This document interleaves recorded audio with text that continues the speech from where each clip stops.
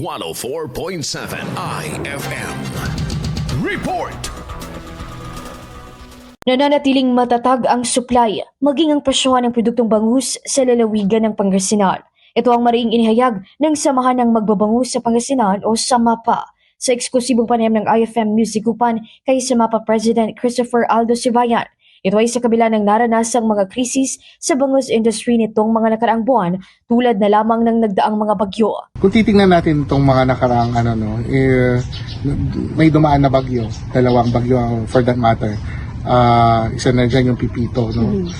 Yung mga yan, I would say, nagkaroon ng disruption, na total halting of the supply or talagang nawala o nagkaroon lang ng disruption to.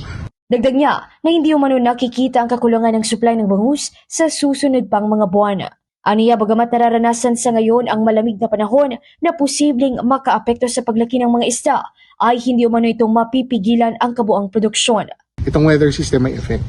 Pero as far as stocking is concerned, nandyan po ang stocks po natin.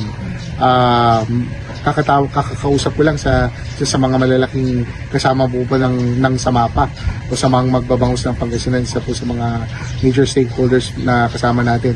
At inassure naman po niya na sa kanyang side lang po, okay po, enough po ang supply po natin. Mararamdaman po talaga natin itong epekto ng weather.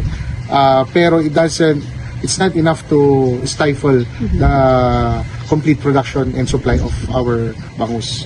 Samantala, naglalaro sa 150 hanggang 170 pesos ang kada kilo ng bangus sa Magsaysay Fish Market sa Dagupan City. Mula rito sa IFM Dagupan, ito si Idol Ron Aracatatak, IFM. IFM News. IFM News. IFM News.